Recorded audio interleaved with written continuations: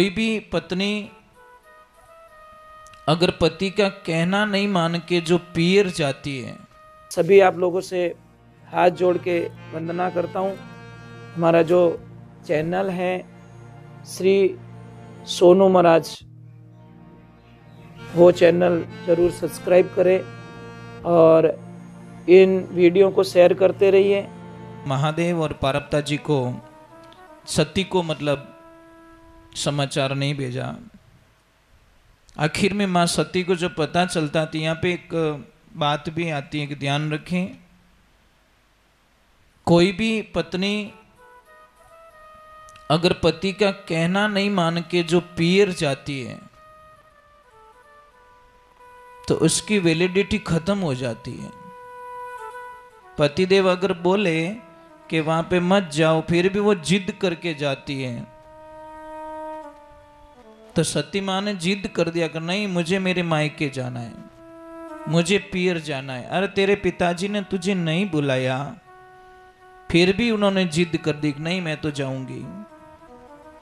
अब जैसे ही गई, सारे यज्ञ में बैठे हैं, कोई क्या कर रहा है, कोई क्या कर रहा है, ना तो उनकी बहनें बोल रही है जैसे आप पियर जा रहे हो, आपकी बहनें वहां पे आई हुई है ऑलरेडी पहले से, और जैसे आप जाओ और आपसे आपकी बहनें बात ना करें पियर में, तो आपको कैसा लगेगा? आपका भाई आपसे नहीं बोल रहा है, कैसा लगेगा? आपकी भाभी आपसे नहीं बोल रही, कैसा लगेगा? आपके पिताजी आपसे बात नहीं कर रहे, कैसा लगेगा? नरक के समान लगेगा। और वही हुआ मां सती के साथ में। जैसे ही गए, नहीं बोले, सिर्फ मां ने गले लगाया और सबने उनका तिरस्कार किया, बोले नहीं। सती मां को इतना बेकार लग गया कि बस मुझे इस धरती पे रहना ही नहीं है। और उन्होंने आव देखा न ताव देखा, जो यज्ञ कुंड थी उसी में अपने शरीर को होम दिया और अपने जीवन लीला को समाप्त कर ली। इधर भगवान शिव को पता चल जाता है कि सती ने अपना जीवन को समाप्त कर लिया, तो अपने गणों को भेजकर दक्ष प्रजापति का पूरा यज्ञ नष्ट करवा दिया और उसी रूप में वापस हिमालय की पुत्री बनके वापस मां पार्वती जी ने जन्म लिया शिला के रूप में। तो हिम पुत्री कहलाई, शैल पुत्री, शैल पर्वत को कहते हैं, पर्वतराज की पुत्री। और उन्होंने वापस भोलेनाथ को अपने पति के रूप में वापस पाया। तो इससे संस्कार क्या मिलते हैं? हम प्रथम नवरात्रि करते हैं, जरूर करते हैं, मां शैलपुत्री की पूजा भी करते हैं, पर उनके आचरणों को अगर आप लोग ग्रहण नहीं कर रहे हैं तो शायद उसका कोई फल नहीं मिलता। ये बात का ध्यान रखें। चलो एक बार जय बोलनी पड़ी। बोलिए श्री भगवान की, बोलिए आई मात की।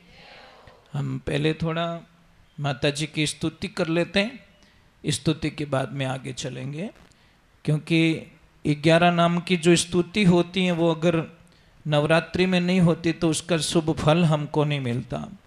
तो चलो पहले थोड़ा स्तुति कर लेते हैं। आपको 3 काम करने हैं, आपको गाना है मेरे साथ में, जैसा आए वैसा गाइजो, खूब अच्छे से गाओ, तालियां बजाओ, फ्री माइंड होके, थोड़े हल्के होके, थोड़ा दिमाग हल्का होगा, मेमोरी खाली होगी तो उसमें डाउनलोड भी होगा। अगर आप यहाँ पे बैठे हो और आपका मन घर पे लगा हुआ है तो मुझे लग रहा है कि जो मैं बोलूँगा वो बाईपास निकल जाएगा, कुछ भी नहीं मिलेगा आपको। तो थोड़ा फ्री माइंड हो जाइए माँ के सामने, हम बच्चे हैं माँ के। चलो एक बार जय बोलते, बोलिए आई मात की। बच्चों आप लोगों भी बोलो जय बोलने का, बेटा बोलोगे? प्रॉमिस? आज तो संडे है, आज बच्चे कम क्यों आए? आज सोमवार है ना, तो बच्चे बोल रहे 4 बजे बाद में आ जाते हैं, इसीलिए तो सत्संग को बच्चों के लिए लेट किया। नहीं, सत्संग 2 बजे चालू होने वाली थी, परंतु हमको संदेश दिया गया कि बच्चे 4 बजे तक आते नहीं हैं, तो बच्चों को लाना चाहिए ज़्यादा से ज़्यादा। कि टाबरन भजन सुनाओ तो अच्छो नहीं लागे, अन कटी सुधरगा तो भाई अच्छे हो गए, माता जी रे भगत बनगा तो પછી डॉक्टर कौन बनी, इंजीनियर कौन बनी। ये आई भी प्रॉब्लम ही से लोगों रे दिमाग रे माने इतु बोझ है महाराज। सत्संग रे मायने जावे तो शर्म आवे, और फिल्म में जावे तो पूरी फैमिली मतलब महंगा से महंगा टिकट बुकिंग करा के फिल्म देखने के लिए बड़े मौज मस्ती में जाते, वहाँ शर्म नहीं आती बिल्कुल। और मंदिर जाने में पता नहीं लोगों को क्यों शर्म आती है। सुधारा तो मंदिर में होता है, फिल्म में नहीं होता। फिल्म में तो बिगाड़ा होता है, ये ध्यान रखना। तो चलो मैं तो चाहता हूँ कि कल थोड़े ज़्यादा बच्चों को लेके आओ। ये सत्संग है ना बच्चों के लिए ही रखवाई मैंने, ज़्यादा से ज़्यादा कि बच्चों को लेके आओगे तो ये जो 8 दिन का 9 दिन का हमको मौका मिल रहा है, हो सकता है 5 बच्चों को भी मैं सुधार के चला गया तो मेरा जीवन सफल हो जाएगा। मैं यही कामना करके माँ के चरणों में भजन गाऊंगा। मैं खाली वो काम करने के लिए मुझे गाना है, टाइम पास करना वो मुझे आता नहीं है बिल्कुल। तो इसीलिए मैं प्रार्थना करूं ज़्यादा से ज़्यादा बच्चों को लेके आओ, अच्छा लगेगा। बेटा आपके पेरेंट्स को थैंक्स, आप अपनी मर्जी से आए कि लेके आए? आपको पापा लेके आए, मम्मी लेके आए जी। चलो एक बात जय बोलते, बात का ध्यान रखें। भगवान से इतनी प्रार्थना करना कि प्रभु मैं किसको सुख न दे पाऊं तो दुखी करे ऐसा मुझे मत बनाना। अगर मैं किसको सुख ना दे पाऊं तो मेरी वजह से कोई दुखी ना हो जाए ऐसा मुझे मत बनाना। आप अभी आए हो सत्संग में, बहुत अच्छा लग रहा है। कितने एकदम भोले भाले बन के बैठे हो, एकदम शांत, साइलेंट जोन है एकदम। इतनी शांति घर पे है क्या? मैं ये समझ नहीं पाया अभी तक कि ये वहां तक पहुंचती क्यों नहीं है, घर तक ये प्रसाद क्यों नहीं जाता। कोई कोई तो वटे चप्पल नाले जटी चप्पल गमगो रहने तो खोज बूटा वटी ज गमावणो स्टार्ट कर दे। ए मारी बाई ए बार तू भजन सुनिया, गंगा स्नान करियो ने ये कई जबान गंदी करे। अबे अबे हाल तो गेट बाहर ही नहीं निकलिया। तो ये ध्यान रखें, भगवान की भक्ति यही सिखाती है, सबसे पहले हमारे विचारों को पवित्र करते हैं। किसी ने पूछा कि भगवान को पाने का कोई सरल रास्ता हो तो बताइए महाराज जी, जिसमें कोई झंझट ना हो। अभी मैंने ये स्तुति की, आपको ये बोलूंगा अभी ये स्तुति को तो आपको शायद ये स्तुति नहीं कर पाओगे, क्योंकि सबको नहीं आएगी। तो किसी के मन में वहम था कि भगवान को प्राप्त करने के लिए, भगवान का आभास करने के लिए क्या कोई डिग्री की आवश्यकता होती है? जो डिग्री होगी तो ही भगवान मिलेंगे? तो महाराज जी ने मना कर दिया कर नहीं, डिग्री की कोई आवश्यकता नहीं है।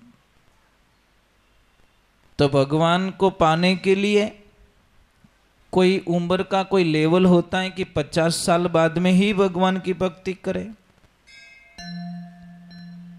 अभी कल परसों में एक छोटे से बच्चे का इंटरव्यू देख रहा था, इतना छोटा बच्चा था, शायद 6 साल उम्र होगी उसकी।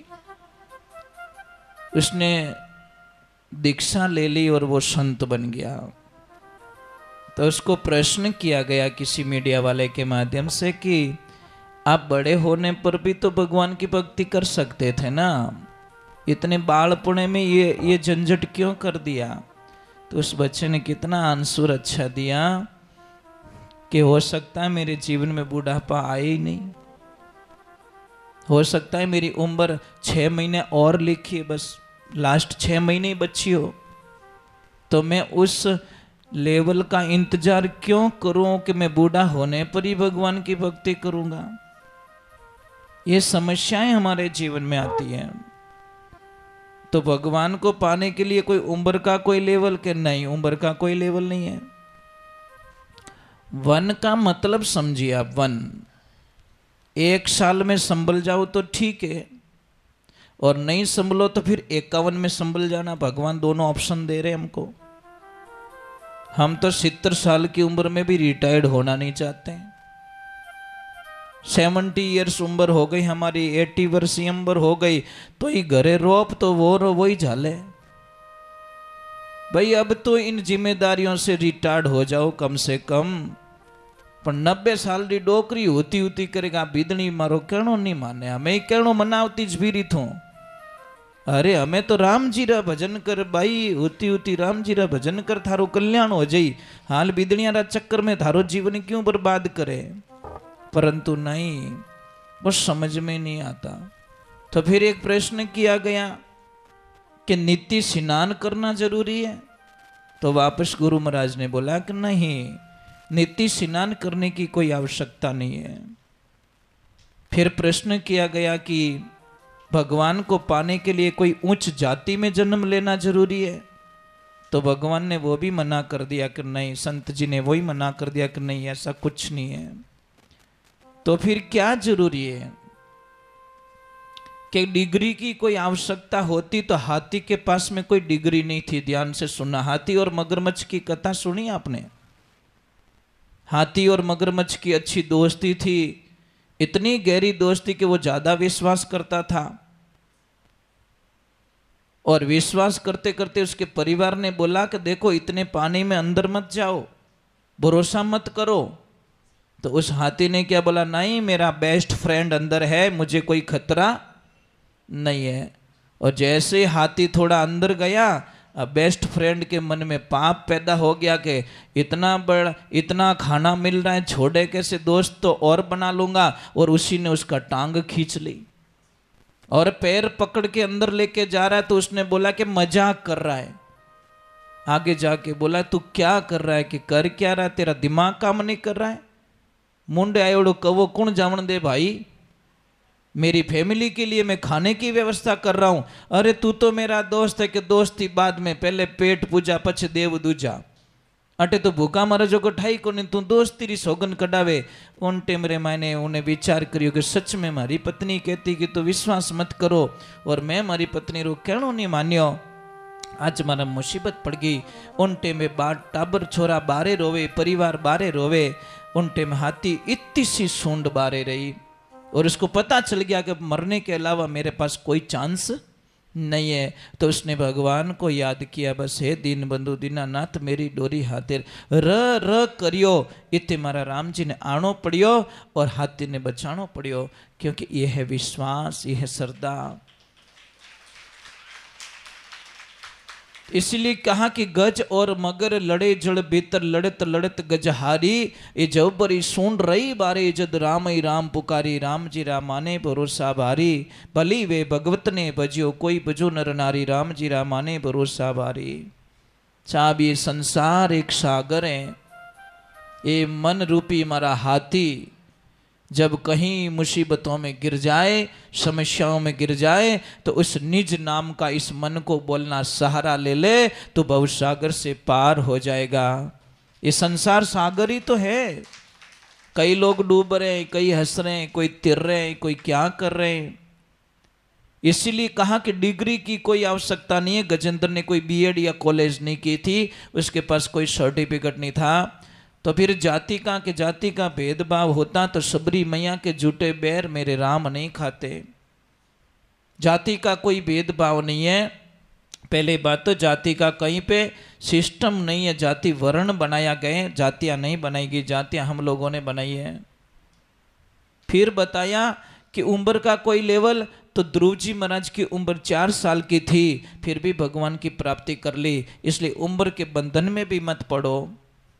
फिर बोले कि भाई नित्य स्नान जरूरी है, कि नित्य स्नान भी जरूरी नहीं है। नित्य स्नान की जरूरत होती तो कछुए और मछलियां पानी में रहते हैं, उनको भगवान सबसे पहले मिलते हैं। तो फिर लास्ट 5वां प्रश्न था, तो क्या जरूरी है? कि कुछ नहीं, विश्वास और प्रेम। भगवान को पाने का सबसे सरल तरीका है एक तो विश्वास और प्रेम। पर हमारे सामने कई एक प्रश्न आते हैं कि भगवान मिलते हैं क्या? अरे मिलके तुझे करना क्या है भाई? किसी के नाम से तेरा काम हो रहा है तो भाई बोले अंबानी जी से मिलना है हमको, भाई उनके नाम से काम हो रहा है तो क्यों वहां लफड़ा कर रहा है तू? भाई उनके नाम से काम कर लेना, तेरा काम तो हो गया, परंतु वहां मिलने के लिए टाइम बर्बाद क्यों कर रहा है? तो भगवान से मिलने की चेष्टा मत कीजिए, उस नाम से जुड़ने की चेष्टा कीजिए। नहीं मुझे भगवान से मिलना है, नहीं भगवान से मिलना, मिल के क्या करेगा? देखो कोई भी चीज होती है नहीं, मिल जाती है नहीं, उसके बाद उसका इंटरेस्ट खत्म हो जाता है। समझ लीजिए किसी के एक भाव होता है, किसी के पास में वीवो का मोबाइल है और उसके दिमाग के अंदर आ रहा है मुझे एप्पल का मोबाइल लेना, एप्पल का मोबाइल लेना, लेने के बाद में उसका रस खत्म हो गया। ये ध्यान रखिए हमेशा। तो हमेशा भगवान के प्रति विश्वास मत तोड़िए, श्रद्धा रखिए, आस्था रखिए। भगवान कोई रूप नहीं है, भगवान साइंस उसको क्या कहती है? एनर्जी। भगवान एक एनर्जी है, पावर है जो हमारे आसपास में, परंतु हमको ध्यान नहीं पड़ता ना। जिसको ध्यान है वो पहचान लेता है और जिसको पता नहीं है। आप छोटी सी बात है, ध्यान रखिए, कोई भी एक छोटा सा बच्चा है, छोटा सा बच्चा, उसके सामने लोहा रखो, पीतल रखो, सोना रखो, चांदी रखो, वो एक ही भाव में सारी चीजों को बेच के आ जाएगा, क्योंकि उस बच्चे को उसका मूल्य पता नहीं है। बस यही फर्क पड़ रहा है हम लोगों को। जिसको मूल्य पता नहीं है वो एक ही भाव में खरीद रहा है, और जिसको मूल्य कबर है वो महाराज अलग अलग भाव में डिवाइड कर लेता है। चलो एक बार थोड़ा अच्छे बोलते, बोले श्री भगवान की, बोली आई मात की, राधे राधे। थोड़ा जोर से बोलो ना, राधे, जय श्री कृष्ण। आपको हंसना आता है? हंसना, स्माइल करते हो आप लोग? जिसको हंसना नहीं आता ना वो सब दुखी जीव है दुनिया में। सही है ना? क्योंकि किन्हें रुलानो बहुत इजी है, हंसानो बहुत कठिन रो काम है। ध्यान रखजो। मेरे गुरु महाराज हमेशा कहा करते कि बेटा यज्ञ नहीं करे तो चलेगा, जप नहीं करेगा तो चलेगा, तू कुछ ऐसा काम कर लेना जो गुमसुम कोई बैठा है ना उसको थोड़ा हंसा लेना, यही तेरी तपस्या है। और मैं कुछ न कुछ ऐसा करता रहता हूँ जी, ताकि किसके चेहरे पे स्माइल आ जाए ना तो बहुत अच्छा लगता है, हमें बहुत अच्छा लगता है कि कमो कम थोड़ी मेहनत करियो, फूल खिलियो तो सही। अरे रोज पानी पाओ न, वो पाकड़ा चौड़ा ही नहीं करे तो कितना जीव दुखे। क्या ये पौधा तो गलत आ गया हमारे हाथ में।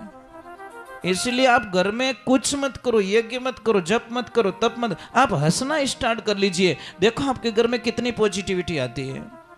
हे राम जी, ओ काम दोरो गणो महाराज, इया फिरे जाने कुकर में सीटी नहीं भाजी, भरियोड़ा ही फिरे। मैं जिन्नू के हूं अटे जीता खुश हो, इतनी खुशी घरे गीपरी रहे तो आगलो नियाल हो जावे। अरे बाजार में महंगी महंगी चीजों घनी खरीदो, कदी खुशी तो घरे लेन जाओ बेटे रा बापो, परंतु वो खरीदे ही को नहीं। सारी चीजों का मोल भाव कर लेते हो, पर वो चीज जो होती है ओरिजिनलिटी वो हम लोग खरीदते नहीं है, उसका कोई मोल भाव। कोई जाके कहीं पे लिखा हंसने की दुकान, हंसना यहाँ मिलता है, ऐसी कोई फैक्ट्री नहीं है महाराज, ऐसी कोई शॉप नहीं है, ऐसी कोई खेती नहीं है। ये ध्यान रखिए। जब तक आपको हंसने से पता है कितनी, आपको पता है स्माइल में कितनी ताकत होती है। मैं आपको एक प्रयोग बताता हूँ। समझ लीजिए कोई मरीज हॉस्पिटल में भर्ती है और डॉक्टर फाइल देख रहा है, चेहरे को गुस्से में देख रहा है या टेंशन में देख रहा है, तो मरीज डॉक्टर का चेहरा देख रहा है कि किन की घोटालो फाइल में, सच में। और एक बात का ध्यान रखना, जैसे ही आप डॉक्टर हंस के बात करेगा, मरीज की 80% बीमारी का इलाज हो गया। खाली डॉक्टर 2 शब्द बोलते हंस के, अरे बेटा कुछ नहीं है, नॉर्मल रिपोर्ट आई, बात खत्म हो गई। इतनी ताकत होती है। दवाएं जितना काम नहीं करती, डॉक्टर साहब की 1 मिनट की जो स्माइल होती है, हंसना होता है, वो काम कर लेता है। ध्यान रखिए। बोले श्री भगवान की